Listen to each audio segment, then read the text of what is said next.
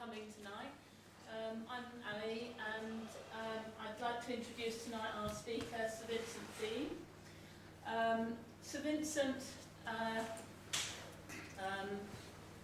was the British Consul General in Jerusalem for 3 years, from 2010 until 2014, at the beginning of.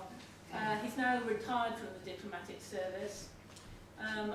He was saying earlier today when I met him that, you know, Palestine really got under his skin. And so, although he's retired from the diplomatic service, he's certainly not retired from Palestine and its concerns.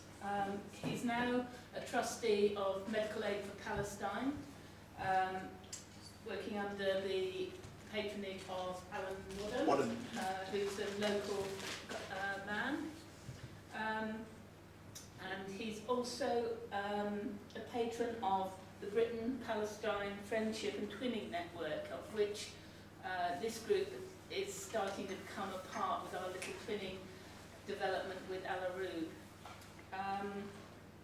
So Vincent is going to speak today about the future for Palestine and Israel. Can there be peace between the two communities there? And what can we do to support the development of a peaceful future for all the people of that land? Okay, thank you.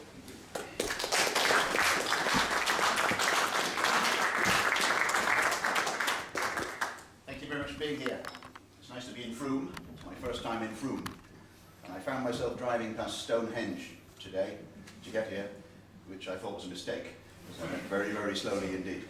But we got here. And thanks to Ali and to Adam and to Em for looking after me. The title of the talk is Can There Be Peace? And what can we do to help? I'll come back to that at the end, but I think there can be peace, or at least a better situation than now. I don't think, certainly for the Palestinians, the situation could get a lot worse than it is now. And what we can do to help? Well, the fact that Frome has a group active thinking about Palestine and thinking about what to do is indicative of the strength of feeling in this country about the issue. The very fact of that group meeting and doing things and bringing visitors over to Somerset is positive. I'll be speaking personally. I spent 39 years in the diplomatic service speaking for somebody else called the British government, and now I am free to speak for myself, and it's quite a refreshing experience for me. But the job of a diplomat is to represent the government of the day. So I've represented lots of people. I've represented Mrs. Thatcher, Tony Blair, John Major, David Cameron. Most of them didn't know I was doing it, but I did. And now it's me. I'd like to welcome Alan Wadham, who's in a sense my boss, as he's the chairman of the board of trustees of Medical Aid for Palestinians, a good and diligent and hard-working man running a good and diligent and effective charity. I'm also, as Ali said, patron, for whatever that is worth, of the Britain-Palestine Friendship and Twinning Network, which is about 35 groups akin to Frome, some of them formal twinnings like Hounslow Ramallah or Dundee Nablus in the network, others developing, including Bradford upon Avon, because I know Bradford upon Avon is well represented here tonight, in several parts of the room. I'll start off by talking about the situation on the ground, then say something about the activities of the various parties, Israel, the Palestinians, the Americans, the Europeans, including us, the French. And I'll end up by saying some things that we can do. So the situation on the ground is pretty dire. I went to Jerusalem with my wife Anne in October 2010, thinking it could only really get better. We left in January 2014 and it had got worse. We haven't been back, and I know several of you have been to Palestine lately, but if anything, it's got worse than when we left. The current situation is Gaza is still locked down, not just by Israel, but also by Egypt. And in the West Bank and East Jerusalem, the other component parts of what I call Palestine,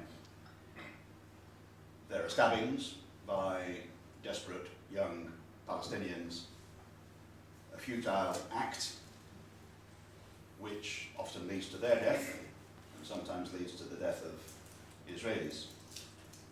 There have been about 30 Israeli deaths since October and more than 130 Palestinian. That's futile. It's a mark of desperation. The UN Secretary General said as much. Occupation for now 49 years means that there's little hope. There's a generational, not acceptance, but expectation that the occupation will continue. And that's bad. There needs to be hope. I mentioned Gaza being locked down. You'll be probably familiar with the UN report which says that unless things change a lot, by 2020 Gaza will be uninhabitable. There is seawater coming into the water aquifer. The water aquifer is being depleted 3 times faster than it can be refilled by ordinary rainwater. There is raw sewage going into the Mediterranean, and that knows no frontiers. And the people in Gaza, generally speaking, have got very few choices. They can work for Hamas, they can work for the UN Relief Works Agency, a few of them can work for themselves, but the lockdown means there's no trade between Gaza and the West Bank, except a few symbolic occasional gestures from Israel. And the 70,000 people in Gaza who used to cross the border into Israel to work can't do that. So Gaza is genuinely a basket case economically. In the West Bank and East Jerusalem, there are now 650,000 settlers. They're illegally, but growing. And the settlement process is described by the Israeli government as not relevant to this conflict. It is relevant. It's part of a system which makes it very, very hard for Palestinians to build a house in the countryside of their own land in the West Bank, or to develop a new economic venture. And it's not just the settlements, which indeed only occupy about 1 or 2% of the land mass of the West Bank and East Jerusalem. There is a regional administrative network surrounding those settlements, which means that Palestinians cannot enter those areas without a permit, and certainly can't build there. So if you're a Palestinian looking to stay in the West Bank, you can work in the big cities, in Ramallah, in Jericho, in Hebron, in Jenin, Nablus. You can work there, but you can't expand what you've got in the countryside. And if you haven't got a permit, an Israeli permit, for it to be there, there's a danger of demolition.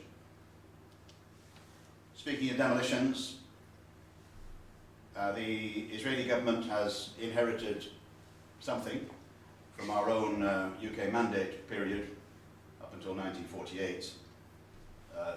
We used to blow up the houses of terrorists. They do that too, which puts people out on the street. Just this week, there was what I will describe as a land grab by Israel the expropriation of several hundred hectares of land in the Jericho area, which will eventually turn into settlements, slowly. The first step is to declare it state land, i.e. not belonging to any Palestinian. State land can then be town planned, and eventually settlements happen. It's a slow and very transparent, but inexorable process.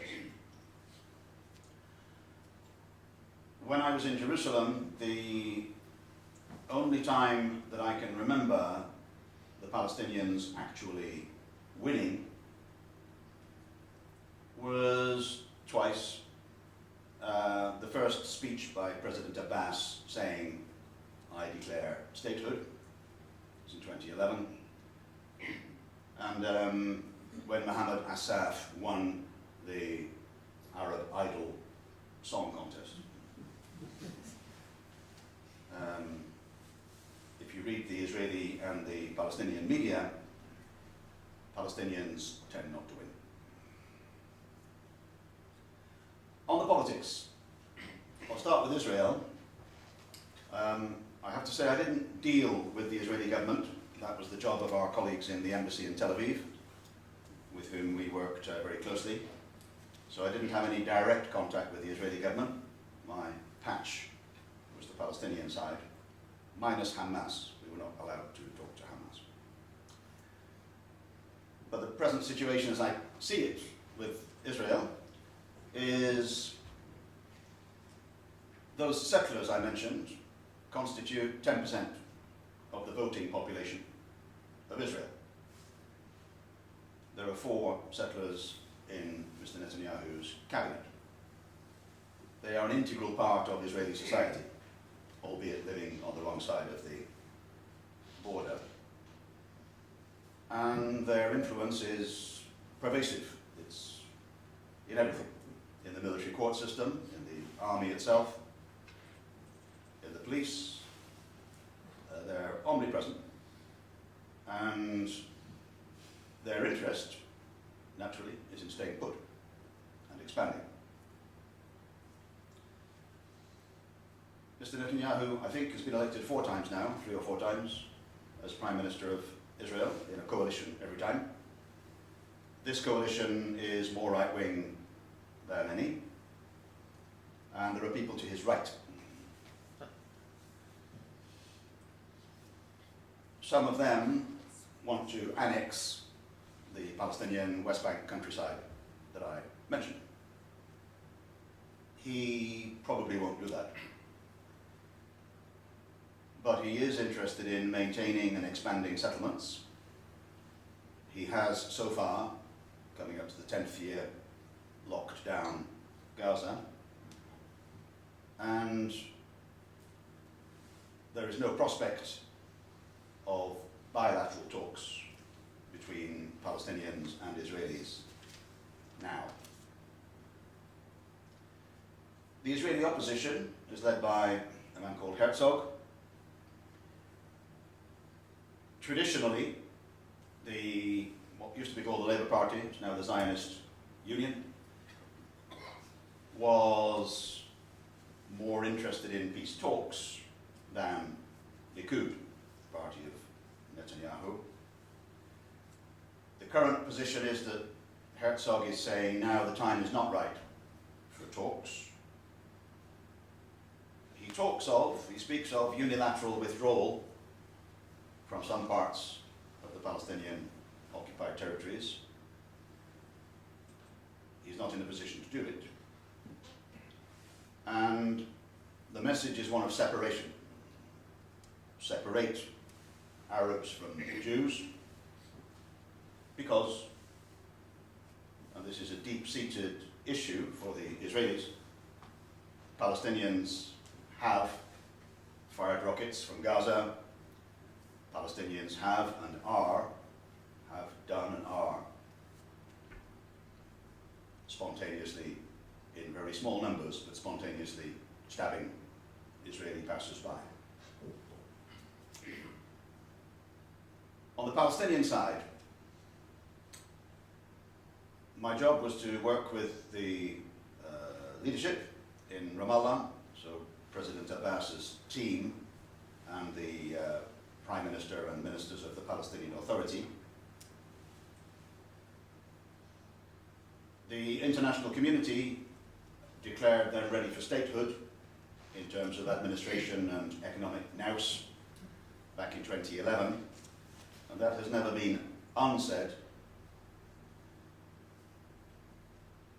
But then and now, there is political disunity, Hamas running Gaza and bad-mouthing Abbas, essentially Fatah running the West Bank and bad-mouthing Hamas. And efforts to bring them together, to reunite politically those two key component parts of Palestine haven't worked. President Abbas is now 81 and says he will not stand again for president, but he's still there, and there's no prospect of elections. The Palestine Legislative Council, the parliament, hasn't met since Hamas peeled away in Gaza in 2007. And the last elections were in 2006. So everybody's time expired.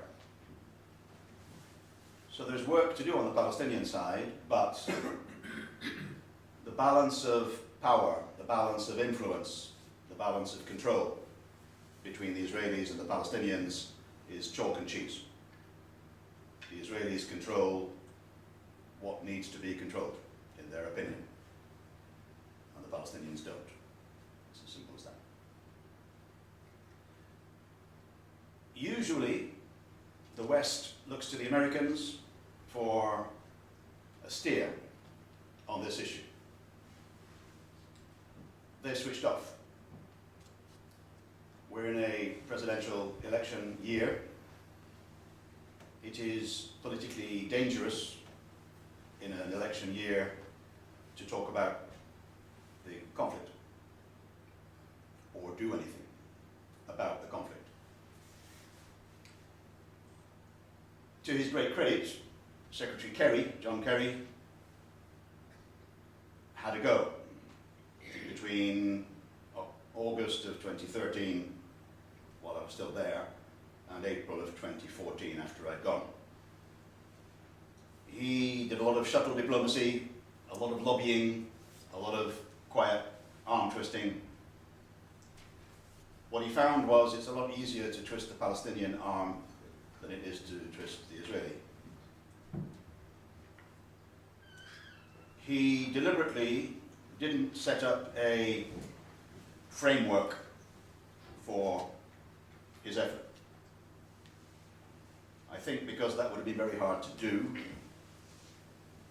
because the positions of the two parties are very far apart, and the current Israeli government is not interested in 1967 borders and sharing Jerusalem or any right of return for Palestinians to pre-48 Israel.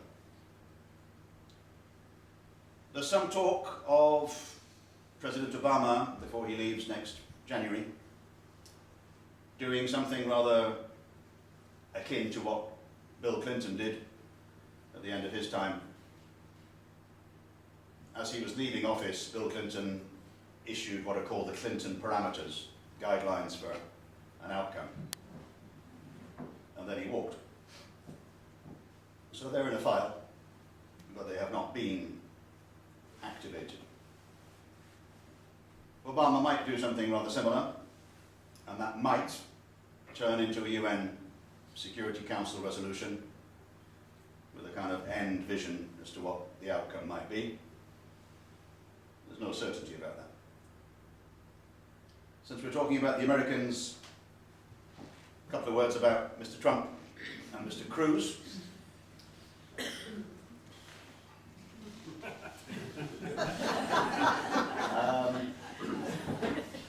I said at an earlier talk that I think we should pray for their health, but not their success. Trump on this issue is allegedly neutral. Cruz was one of the many Republican candidates who came to Jerusalem looking for Netanyahu's endorsement. So he's not the future. The European Union, last year, introduced a labelling regime which is voluntary, non-obligatory consumer choice on settlement products. That was good as far as it went. It didn't go very far. The European Union is the 28 member states, and on foreign policy, they operate by consensus. And in this context, what that means is the lowest common denominator of the 28.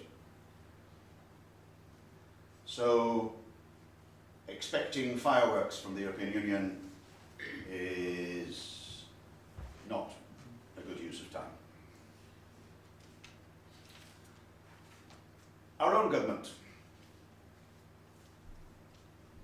Well, the thing that they've done most recently is promulgate guidelines about boycott, disinvestment and sanctions in relation to local government and pension funds. Our government condemned settlement expansion, condemn house demolitions, condemn the wall, which shaves 9% of the West Bank and puts it on the Israeli side of that wall. Warn against forced transfer of Palestinians, including Bedouin, from their homes, and is careful in what it says about Israeli use of force.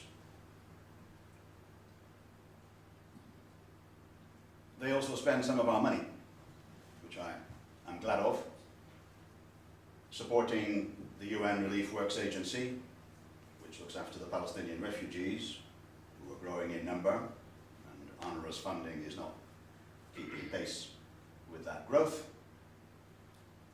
And DFID spends about £30 million a year helping to support the Palestinian Authority in Ramallah. That's benign activity.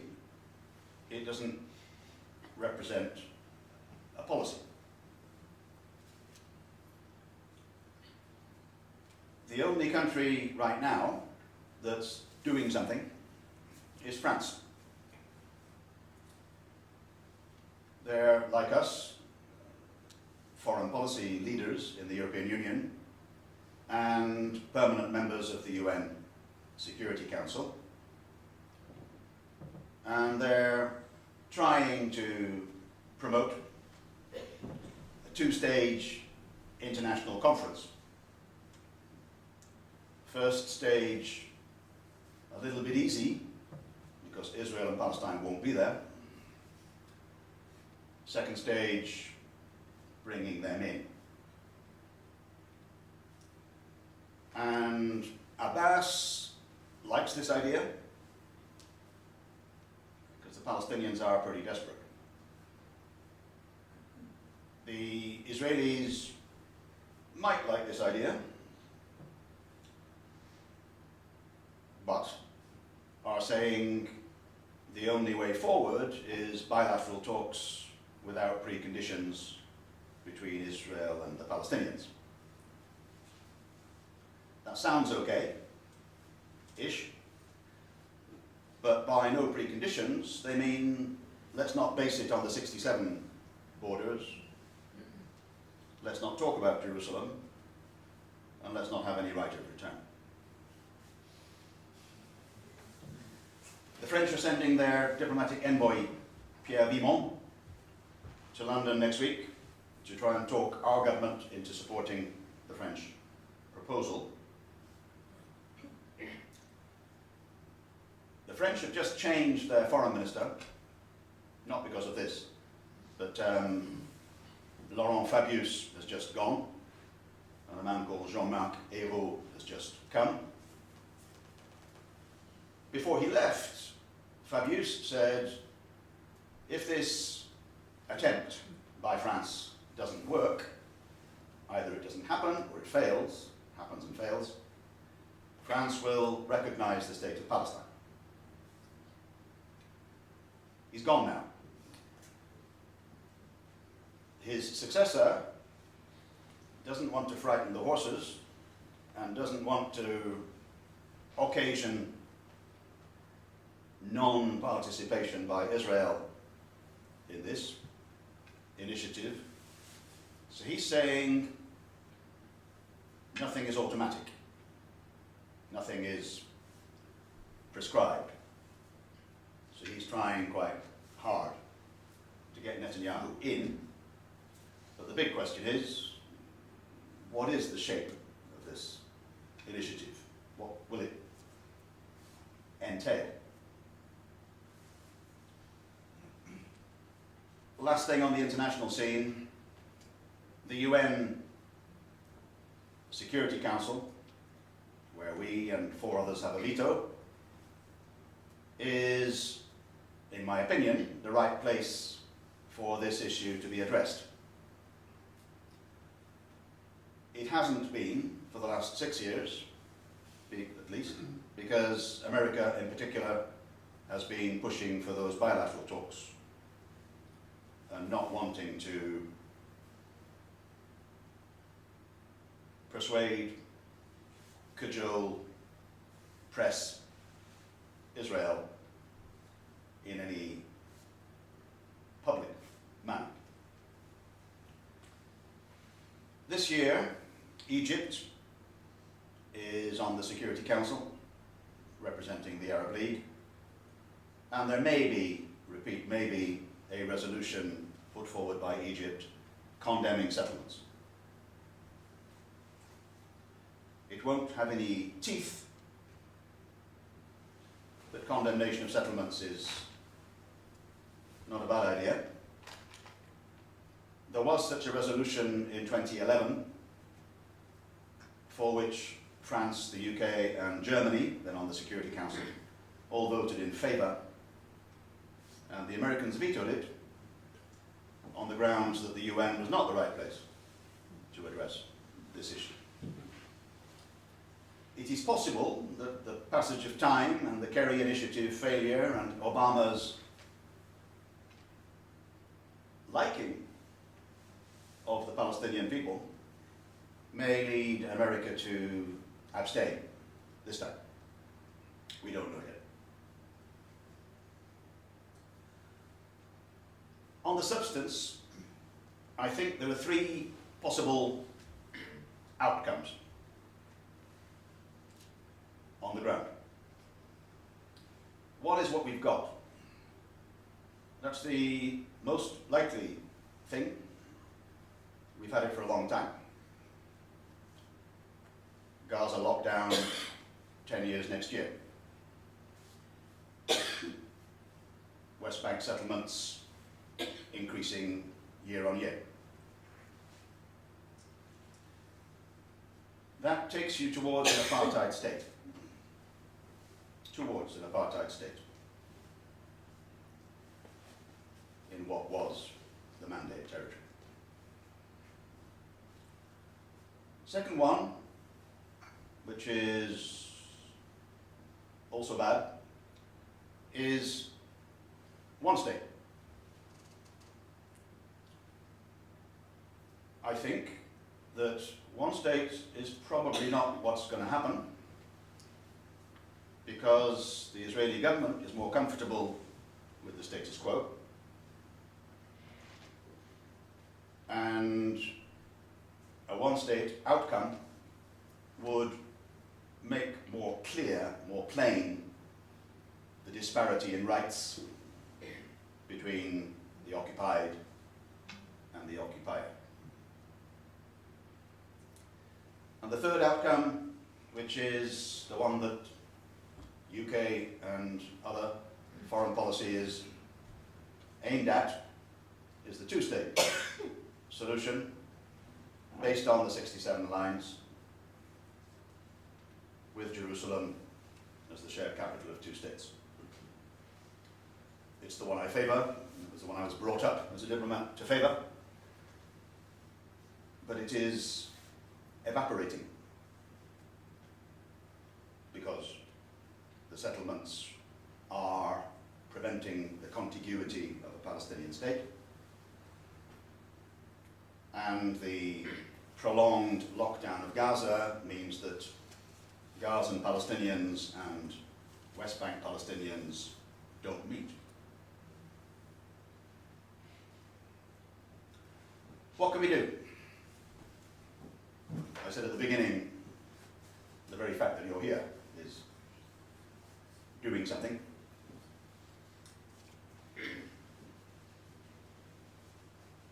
What I'm about to say is not government policy. What I'm about to say might become government policy if enough people shout. Point one is uphold international humanitarian law. It's not a novelty. We wrote the stuff after World War II, and we're proud to do that, the Geneva Conventions. But those conventions about what an occupying power should and shouldn't do are only as powerful as the international community in practice makes them. And it doesn't. But it could. We could, and I think should, as a state, recognise the state of Palestine under occupation on 67 lines. You'll remember the vote in our Parliament in October 2014, 276 to 14 in favour of recognition. 2 days later, Mr. Cameron said, I'm not bound by that, and I don't want that, except after successful negotiations between Israel and the Palestinians.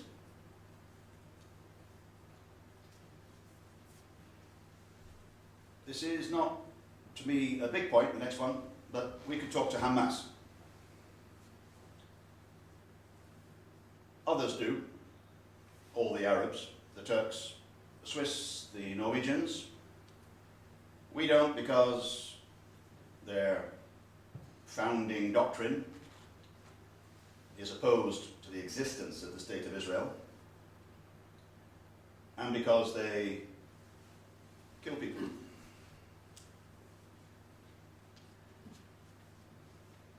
This ceasefire that's on now, since August 2014, is very fragile. It has no roots. It's expedient. What I would like to see happen, I don't think it will, is that the British government says to Hamas, if you agree not to initiate violence, not to kick off, we'll talk to you. We'll regard you as a political player on the Palestinian and regional scene. But you have to prolong the ceasefire and agree not to start anything. And in return, we would ask the Israelis not to start anything with Gaza.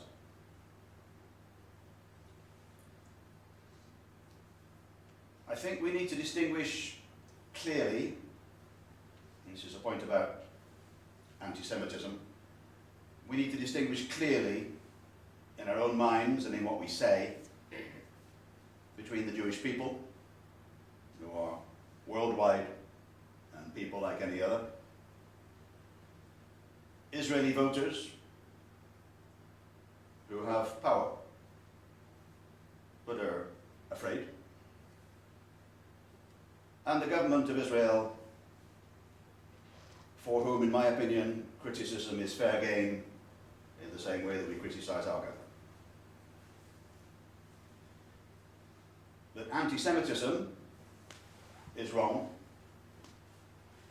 as is Islamophobia,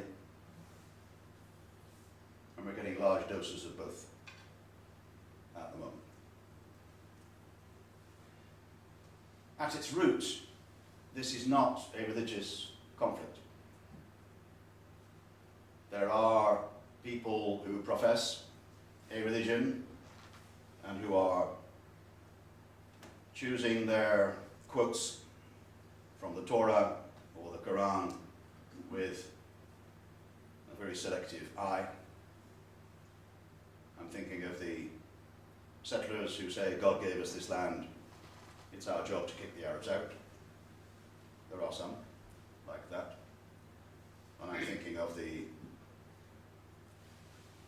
Islamic fundamentalists who say there's no place for Jews in Palestine.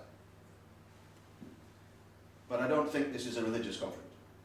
It's about power, security, economic well-being, a place in the sun.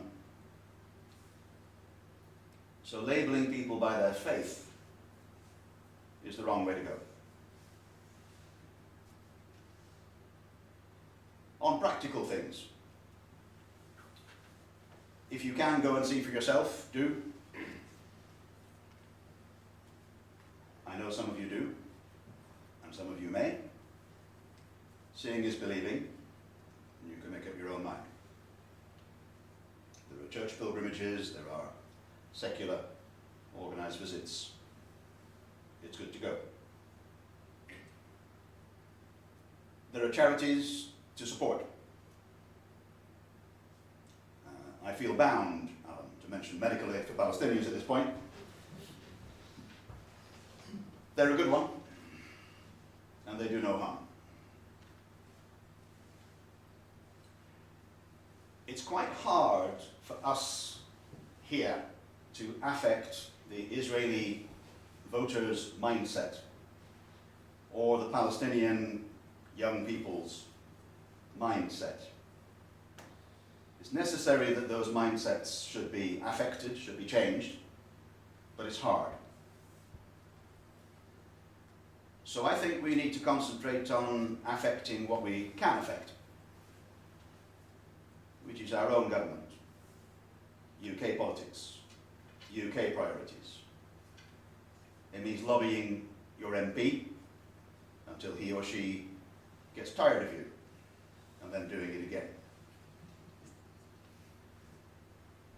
On a local note, I would say, it means supporting Froome Friends of Palestine to raise awareness, to spread the word, to increase the post bag, to increase the weight.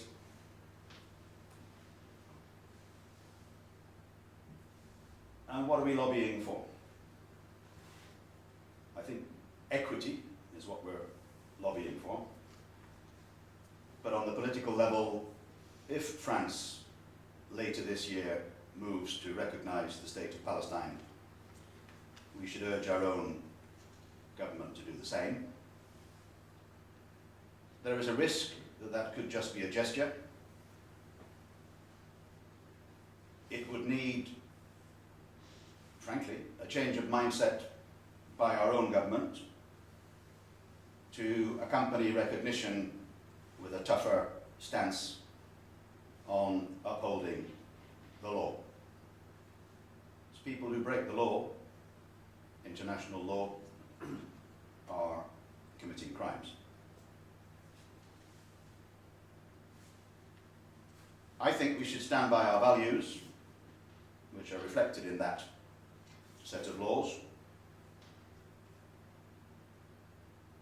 Diplomacy is a mixture of values and interests. It's in our interest, in my opinion, to do what I just said. I don't get into the mind of a 15-year-old girl from Cardiff who goes to Syria. I don't understand that. But I do know that people of moderate disposition in the Islamic world see us operating double standards when it comes to international law and Israel. And the people in Islamic State are quite clever. They are nihilistic and negative and murderous, all the things we know. But they're quite clever. And they have a propaganda tool, which is to say to that 15-year-old Cardiff girl, the world's against you, isn't it? And one example, Israel gets away with it. So I think recognition accompanied by a more Catholic sharing of the upholding of international law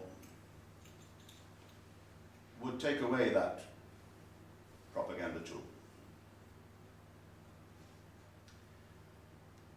If I may, one advert for another organisation that I'm working with. There is a plan, an issue called the Balfour Project. Next year is a big year. There are 3 anniversaries. 10 years of Gaza closed down, 50 years of occupation, 100 years since the Balfour Declaration.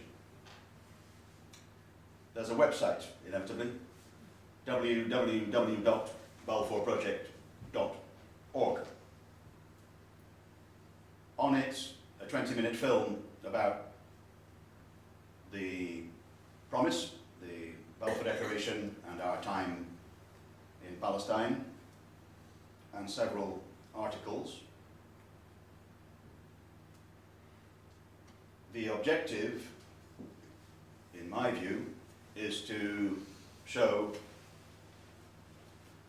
that the 2017 anniversary is not a time for triumphalism or celebration of success of the Balfour Declaration.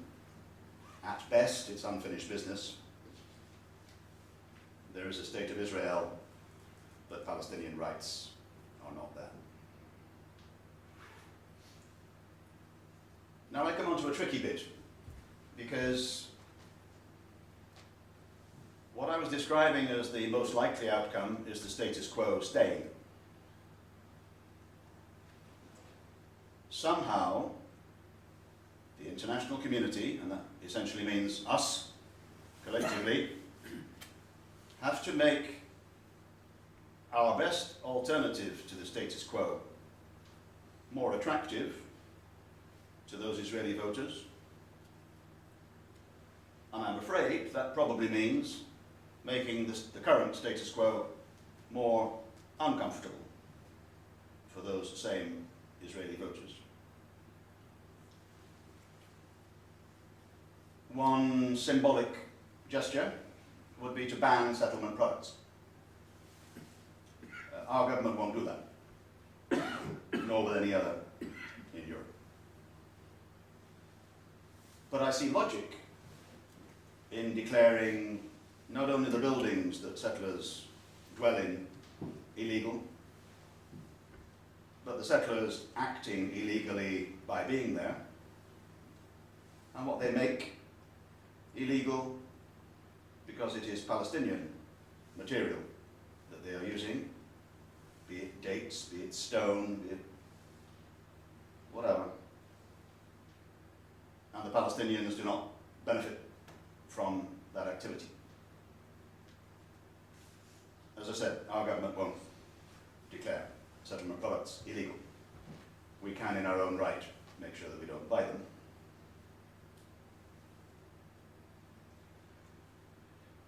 There's one other angle on the Israeli voter. Israel is losing altitude internationally through the conduct of the occupation. It's not often stated, but it's true. It's a lot harder to defend Israeli practice with regard to the occupation in 2016 than it was in 1968-69. More people know the reality, more people go. TV and YouTube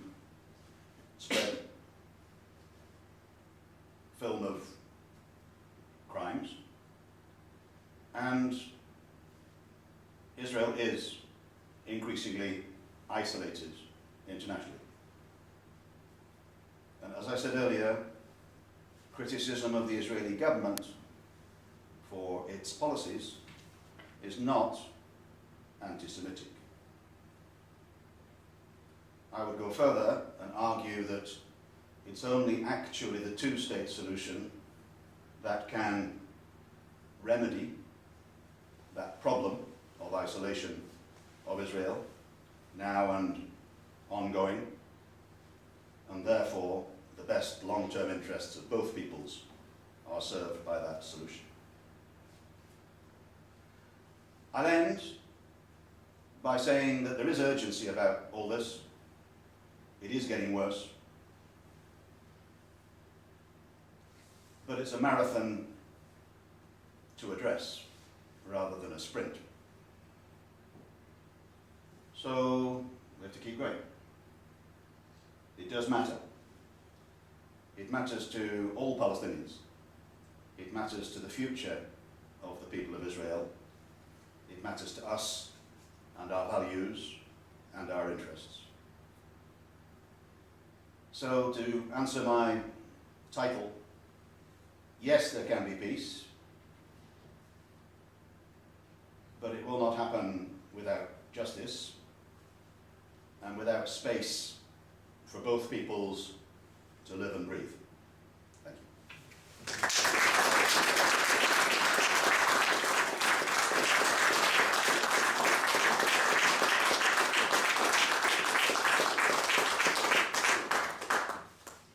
I now have the pleasure of listening to you. A very naive question. Why do the Americans protect Israel? Because it's the Americans who really set the laws for the UN. Therefore, you would have thought they would actually want to enforce them. They don't and appear not to want to at all. What's in it for them? Now, It's a domestic issue in American politics. It's to some extent a domestic issue in ours, but less. I witnessed the re-election of Obama from afar, from Jerusalem, and I saw that activity on Israel-Palestine subsided to zero for a year during that re-election period. It's come around again. It's because the Prime Minister of Israel went to Congress in 2011 and got 25 standing ovations. Not just from Republicans, 25 in the space of an hour. He is very popular, and Israel is regarded as under threat by a lot of Americans. Not that they're threatening it, but they see Israel as being under threat. If you think back, I'm old enough to remember, if you think back to 1967 and plucky little Israel confronting the surrounding nations, that assessment hasn't really changed for most Americans. The truth is that Israel is the strongest country in the region, has the nuclear weapon, and there is no strategic threat to Israel from any Arab state. And the Arabs are divided amongst themselves. But that image of 1967 is the current image of Israel in the United States. So that's some of why. It is not a popular thing for anybody to tackle Israel. quite, isn't it? It is not a popular thing. Judith? Is not the image in America so because of the press? And because it's well known that the Arabs have come together and they have offered peace if Israel would withdraw several times, haven't they? But that is never put in the press. No. So people don't know about it. I think the media are an issue. There is Fox News and other pretty right-wing stuff in America. And if I may be allowed a personal comment, there is Melanie Phillips in the UK. There are people in the United Kingdom who will defend Israel right or wrong. Israel is sometimes wrong. Not always, sometimes wrong. So are we. But they are influential, and I don't think we're well served by the media in terms of depth. That's a fairly general criticism. They go to the sound of gunfire. If there is a war in Gaza, they report it. The underlying reasons tend to be overlooked in the body count. I think things are changing. They're changing slowly, but too slowly for the problem to be solved by waiting. I think the balance of knowledge in Europe is better. Not so in America. And I think America is necessary for a solution. So this year is not a good year. The Americans will not be active. And when they are active, they are very hesitant. But when I look at our own government, they take their tune from the Americans on this. Yep. Right. The Cooperative Bank has been closing accounts of some Palestinian support groups. Do you know what's going on there? I don't know enough. I know it's happening. And I think the Co-op Bank is less cuddly than it was. They're now run by a hedge fund.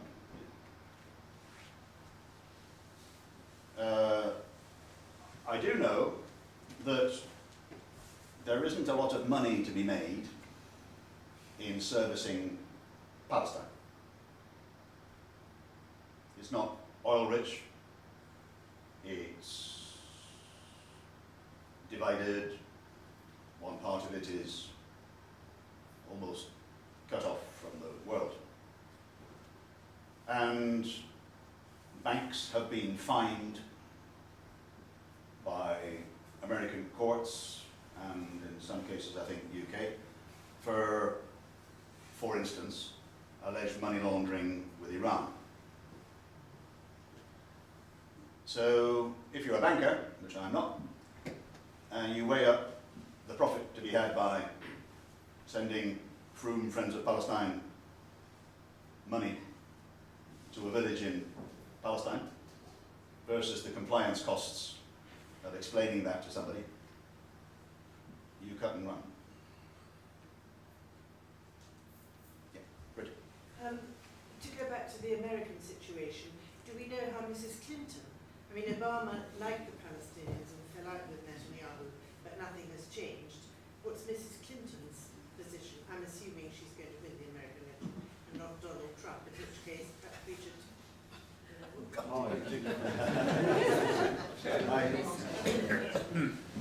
I dare to think she's the least bad outcome for the Americans, not least. There's some rumour of a letter she wrote sent to an Israeli supporter saying that she didn't care if 200,000 people were killed in Gaza. That I don't know about. It was on, no. That's probably rubbish. It was on I hope so. She was instrumental in ending the second Gaza war in 2012. It didn't go on as long as the third one in 2014. And she, with the Egyptians, worked to end it. Going back a long time, I am told that when she was the First Lady, and she was the President's wife, she was the first American senior person to talk about a Palestinian state. It's a long time ago. What I know now is that she has said that she would invite Netanyahu to the White House in her first month. that's how you get elected. I don't know what she thinks. I think she's quite tough, and I think she knows that this is going the wrong way. But she, like any politician, will make a calculation as to whether you let it go the wrong way and try and avoid the blame, or whether you do something about it, which will be tricky in domestic political terms, because the Israelis will make it tricky in domestic political terms. You say that you are for a two-state solution rather than a single state. Is it in any way practical, seeing that with the settlements and with the wall and everything, well, they can knock the wall down, but the settlements will still be there.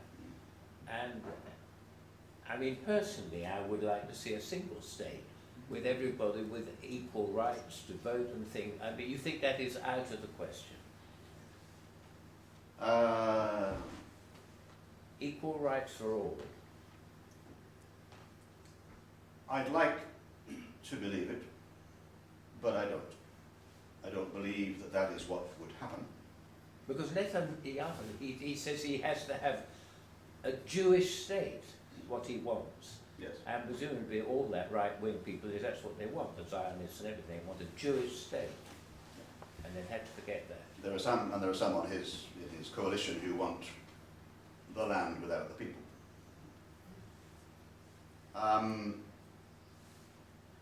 I worry about this, and you're right to ask. I worry about this because a lot of Palestinians tell me it's over. It's over. No point talking about the two-state solution. We're living in one state, de facto. So let's have our rights. And I should listen to Palestinians. They're the people. But this bit about, and we'll get our rights. The State of Israel came into being as a Jewish state and won a war in 1948. They won another war in 1967 and then one all draw in 73.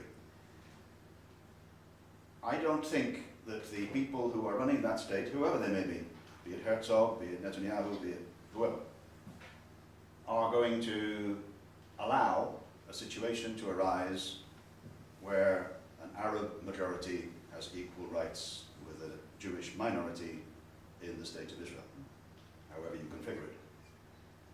That will not be allowed to happen by the people with the army, and with the guns, and with the force. And it's possible that the international community would sit up and take notice and be objectionable about such an outcome. Discrimination, let's call it apartheid. Maybe. But I've seen no track record for that in the conduct of the international community towards this conflict so far. And I think, last point, if you change the question, Palestinians can change the question, I can't change the question, but if you change the question from give us equal rights in our own land, with our own borders, take your army away, we'll run our state, you run yours. If you change the question, that's a 30-year-old question. If you change the question now, what you're doing really is turning over the roots like a ploughed field. And we'll be spending years working out what we now think. We haven't got years. I mean, some of us are sort of reminded of what happened in South Africa. Yes. And the model of addressing what became what was very clearly apartheid and what is apparently apartheid in Yes. Yes. Palestine and Israel. Yes. And I speak as a Jew, and I think that the one factor that is different, and I'd like to be challenged about this, is the fact that the State of Israel became as powerful as it is because it was a solution to the people who survived the Holocaust and their families, and the need to feel safe, which I know the Boers did have. They were discriminated, that's why they ended up in South Africa. But I don't know if it was to that degree, and whether the effect of the Holocaust is something that's so much more salient than anything else, that makes it really difficult to overcome, to actually achieve a proper solution where people can live together with, and the people whose land it historically has been become the majority in power, as has happened in South Africa. Well, I'm very happy for others to comment. I'll start. I agree with you about the Holocaust. Palestinians say they're paying the price of the Holocaust, which was done by Europeans. So the guilt is being transposed, and they're still under the cosh. I think there's some truth in that. I do think that Israel is different from South Africa, partly in the numbers game. It's about even. 6 million Jews, 6 million Arabs, if you include Gaza. Very close. So demography suggests there will be more Arabs than Jews soon. But I said earlier, I don't think demography is going to be allowed to rule the politics. And I do think that there is deep sympathy around the world, likely, for the Jewish people after what they suffered. But that's also why I try and draw the distinction between the Jewish people and the Israeli government. It's not the same.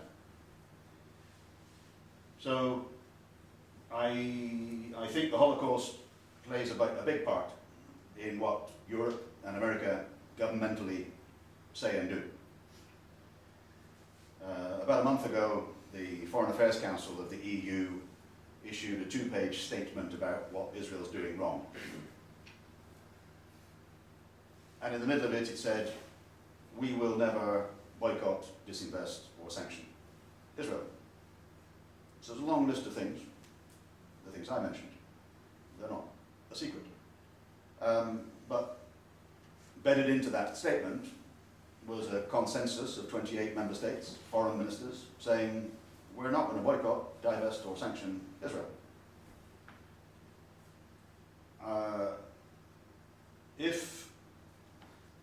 If the BDS movement is a way forward, if it is, it won't be through government.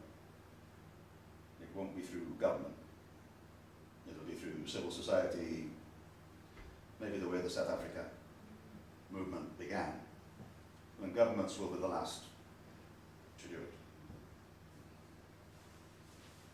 Okay, I know a little bit about South Africa. I mean, I suppose the last 10 years I've been spending 3 months of the year in Cape Town. And I've picked up a lot of the political flavour there. Palestine, there's no equivalent to the ANC. The ANC pulled together a whole rainbow of the communists, the socialists, the liberals, etc., pulled them under one umbrella. And with their Freedom Charter said all the time to the whites, to the Boers, look, we don't want to throw you out, we want a South Africa for everybody. Okay, the ANC government needs a good kicking, it's gone institutionally corrupt, it could do with losing an election and going away to think about it. But the driver was really ourselves. We won the Anglo-Boer Wars, we stole the gold, we stole the diamonds and gave them to Cecil Rhodes. And the response of the Afrikaner community was to bring in apartheid to that. I mean, the situations don't quite meld together. But the principal thing is there's no ANC from the Palestinians. There was I'm speaking without great knowledge now, which is always dangerous, but there was a time when Arafat's PLO looked clean Yeah. and looked representative. With all due respect, now Abbas doesn't look representative and some of his people aren't very clean. Can I go back to a religious thing? I'm conscious of things like the Jewish Voice for Peace in the States, the chief rabbi in this country, a lot of people in the Roman Catholic Church are actually trying to use religious pressure to split this Zionism off from Judaism. I wonder how those people are actually being supported, because it feels like the Jewish Voice for Peace, I mean, the chief rabbi in this country virtually got the sack over it. So I just wonder how the things, you know, how hasn't somebody got to invest a lot in the basic thinking prior to the diplomatic side of things? I don't know enough to give a good answer. I don't know enough to give a good answer. There are several strands of opinion in the Jewish community in the UK. Others know more than me. But there's the Orthodox, there's the Reform, there's the Liberal very small in the UK, bigger in America. Some voices... Let me just say, within each of those groups, Yeah. there are divisions Yes. about whether we should follow the pure Zionist view of why Israel is Yeah. important. I'm struck by the fact, and I try and say it when I visit schools, I'm struck by the fact that the three great monotheistic religions have a lot in common. A just, merciful God, generosity to others, heaven if you're good. That sort of thing is applicable to all three. It doesn't seem to read across on this conflict between religious leaders setting the tone for their political. But I mean, I'm thinking of the Bishop of Clifton, who's been doing a lot in supporting Palestinian things. Yes, yes, yes. And Yes, I sir. just wonder why it isn't getting through to which, there's a few people in each faith, but it isn't getting through the rest. Yes. I think there is an issue, and you touched upon it yourself. I think there's an issue about confusing the religion with the state. And I think the leadership of the state work at that to keep the confusion going. If you talk to the Catholic hierarchy, they are aware that the Vatican recognised Palestine in 2012 without great fanfare, but they did it. And I was hoping that Catholic church leaders in UK, France, Italy, Spain would follow that and make a noise. They're not. And I think one reason is that they're all interested in a sort of trialogue, dialogue with Jews, dialogue with Muslims, and they don't want to confront Jewish leaders with a political issue. They don't think it's their job. And I don't know how to get around that. I think locally churches can do stuff. There are churches, we're in one, church hall, but there are churches that are active. Church of Scotland has got a very clear position on recognition of Palestine and so on. The Methodists are a bit dormant right now, but they've had a strong position. The Catholics and the Anglicans are quite coy. Declan Lang in Clifton and Christopher Coxworth in Coventry for the Anglicans, they're not coy, but they're not the bosses.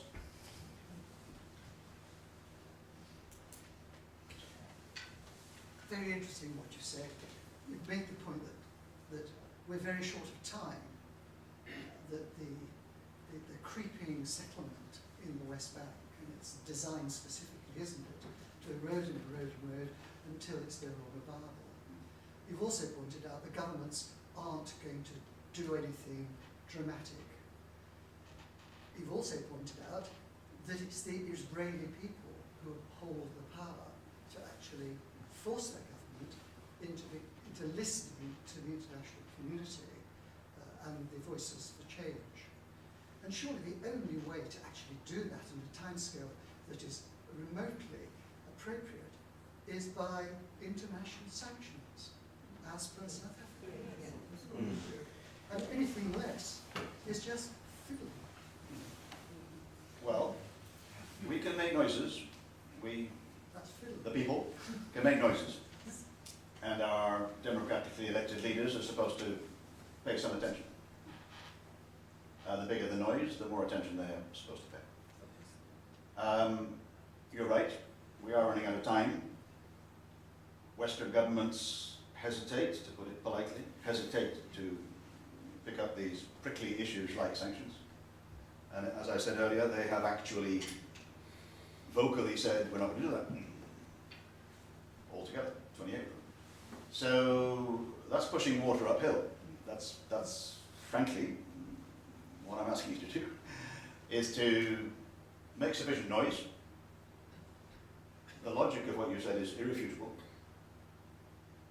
There may be a way of awakening Israeli public opinion without sanctions. There may be. I can't see it. This thing about losing altitude and international support and so on, without drifting into anti-Semitism. There may be a way. But I come back to the question, what can we affect? What can we affect? We can affect our MP, we can affect our ministers, we can try. And the more people who try, the more likely we are to succeed. I haven't got a better way. There is something that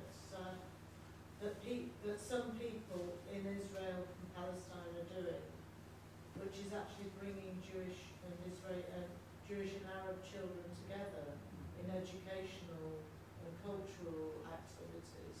Yeah. And I wonder my view is that we need to invest and support those people who are prepared to do that, because that's the future. In the same way as in Northern Ireland, so much work has gone into bringing Protestant and Catholic children together, because then there's less likelihood that they're going to be at loggerheads. They're going to work together, and which brings back to the notion of a single state, because by doing that there is more opportunity for a successful single state at some point. I don't deny any of that. I don't dispute any of that. About a month ago, 6 weeks ago, I was with the director of Open Bethlehem, the film, and she put it rather neatly. She said, I think we need an amicable divorce. If we decide later that we're going to fall in love, that's for them. But for now, the Palestinians need their space, and Israel will not give up its original space. Yes? Time was when the Soviet Union used to be fantastically pro-Arab. It's curious that Putin hasn't stuck his oar in somewhere, isn't it? Stuck his oar in Syria. He's stuck in Syria. But not in this one. Once he could actually politically make quite a killing, I'd have thought, if he came from somewhere. The only thing, no, yes, political good. The only thing that the Russians have done lately is say, let's have an international conference. So the French have stolen their clothes on that. Right. And there are 1 million Russian Jews in Israel. Yes, and Israel set up because it hated the Russians to start with. Yes. Full of rubbish. Certainly heard of the Soviet Union.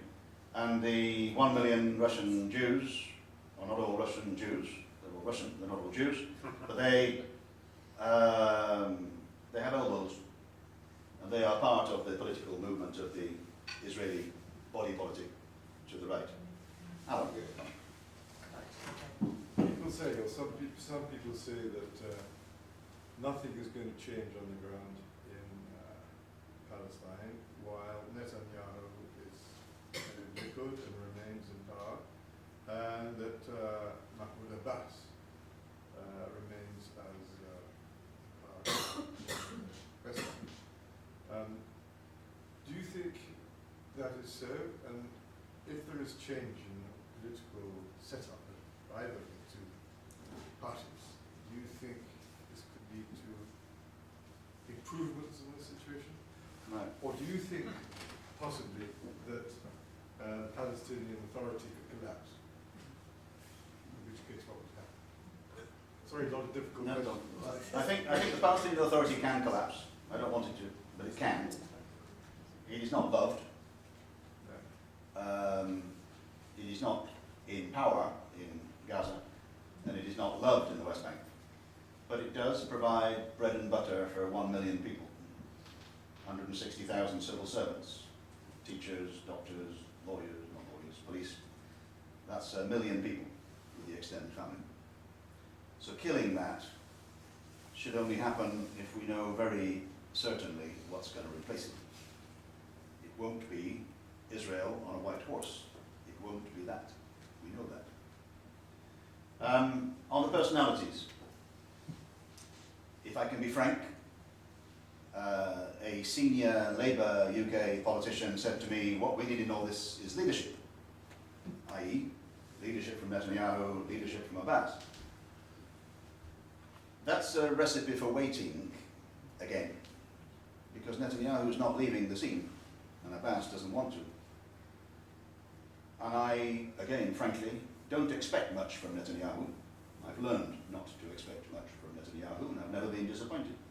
And on the Abbas side, he can't do much. He's running half a state, sometimes.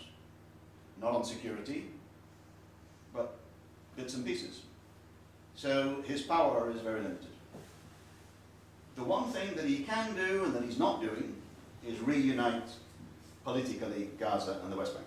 He's not the only cause for failure. It takes two, and Hamas may not be interested, but it is at the very least confusing to outsiders to find two Palestines.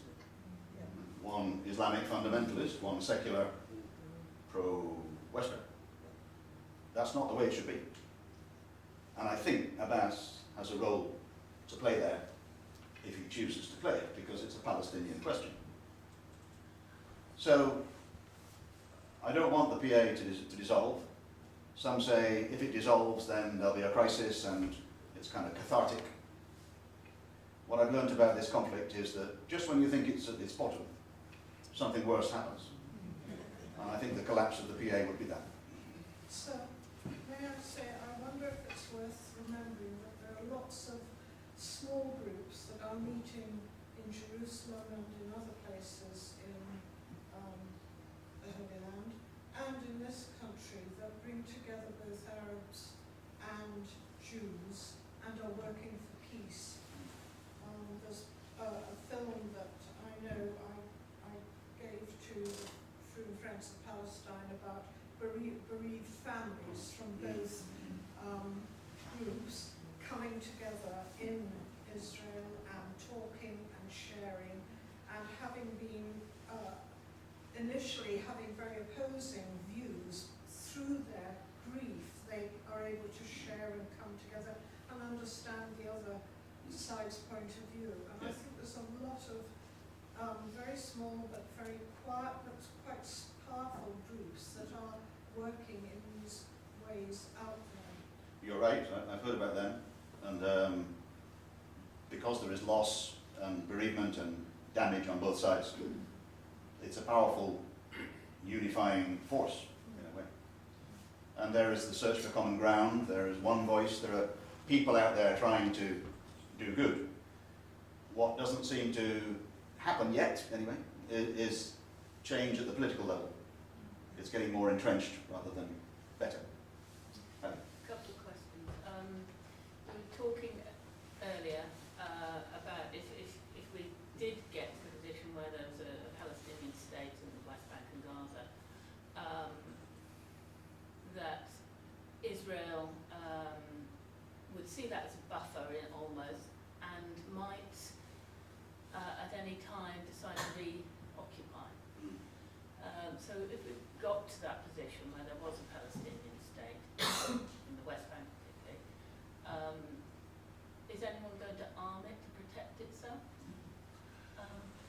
Yeah.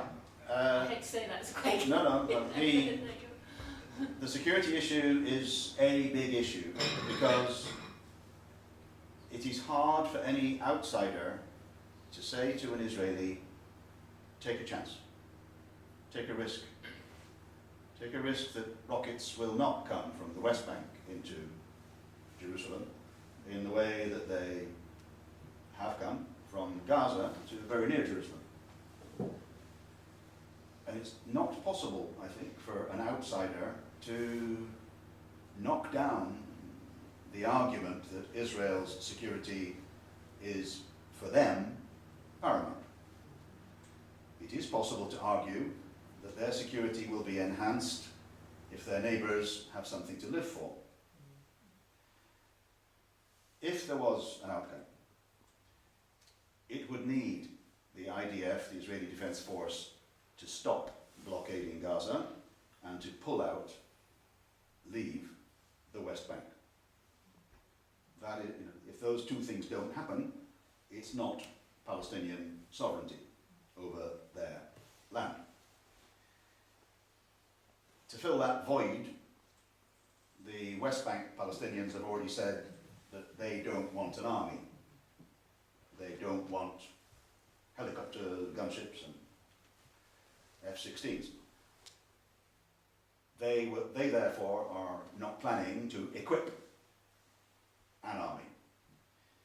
The Americans have been, I think, constructive but secretive. They have some techie ideas about early warning systems and things that can be done now that couldn't be done 40 years ago to prevent attack. Now, not terrorist attack, but armed forces attack. And they presented those ideas to the Israelis, who said, it's not enough. That was during the Kerry initiative. Those ideas had never been publicised, so I don't know what they are.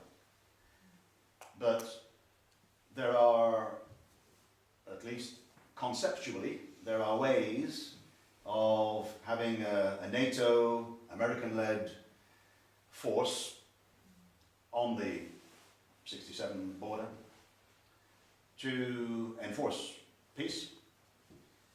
But what you said about Israel going back in again is true. We, the West, would not be able to say to Israel, if you are under threat, you can't do hot pursuit.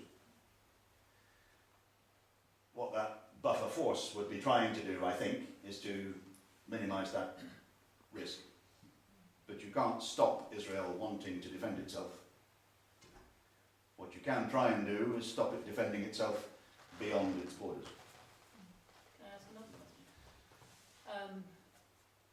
You've said about, having the risk of having the two populations together in one state, and you don't think that would work. However, if we ended up with a two-state and you've got the Palestinians in the West Bank and Gaza, you've still got 23% of Israel's population who are Palestinians.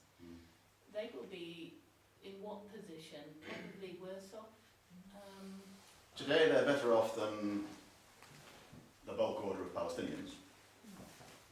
They're better off than Gazans. Nobody's worse off than Gazans. They're better off than Gazans. They're better off than West Bank Palestinians.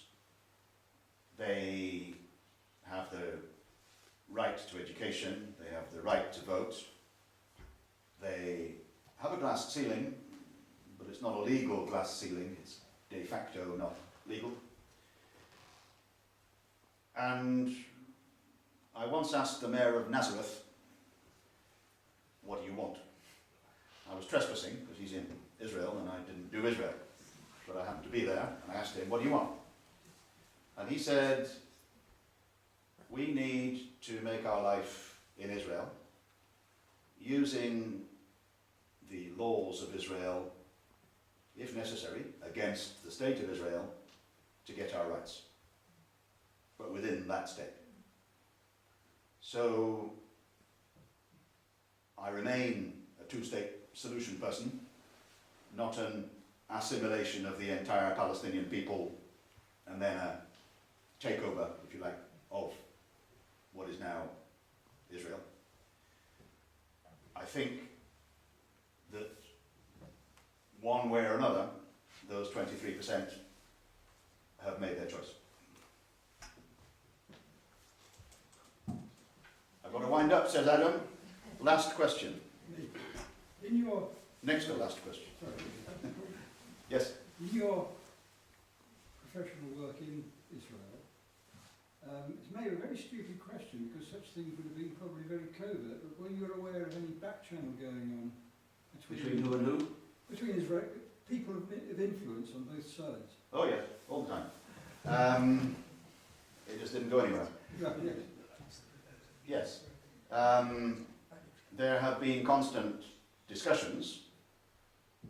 Often they come out because both sides like to blab. They come out a year later, 6 months later. They're happening all the time. I'm not sure they're happening now because I don't think that the Palestinians want to hear what Netanyahu has to say.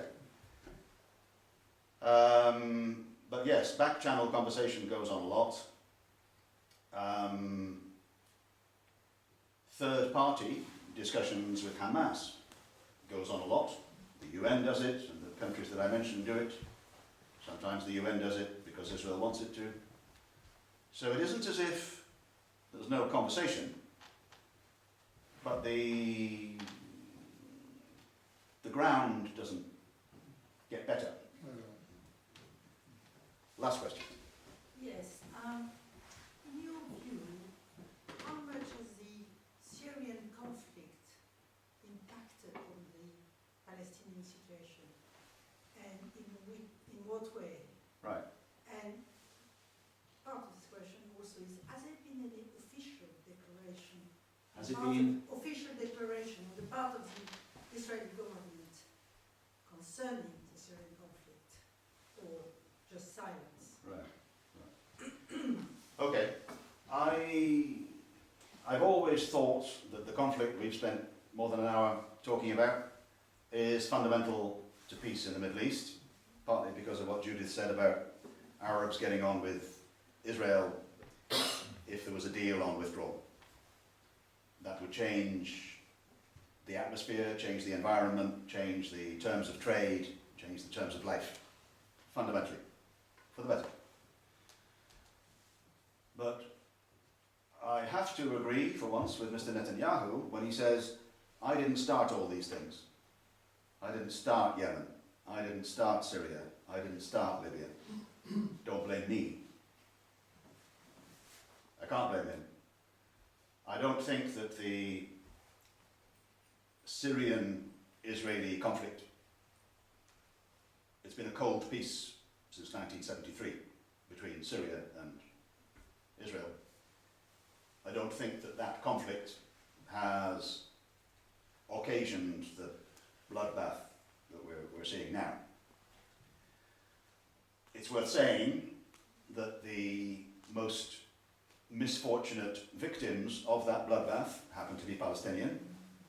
600,000 refugees from 1948 and maybe 67 in Syria, now either dispossessed again and displaced within Syria, or some of them getting into Lebanon.